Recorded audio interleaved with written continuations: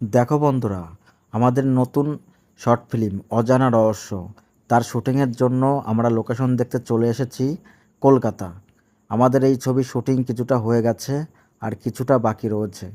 তো সেই বাকি অংশের জন্য আমরা চলে এসেছি কলকাতা স্পট দেখতে। তো আমাদের ডিরেক্টর দীপদা আমাদের সব কাজ বুঝিয়ে দিচ্ছে। ক্যামেরা আমি নিজেই করছি, আমাদের সাথে রয়েছে অ্যাসিস্ট্যান্ট ডিরেক্টর। তো তোমাদের কেমন লাগছে আমাদের এই ফুল টিম? কাজটা খুব সুন্দর কাজ হচ্ছে, খুব ভালো একটা গল্প, কনসেপ্ট খুব ভালো।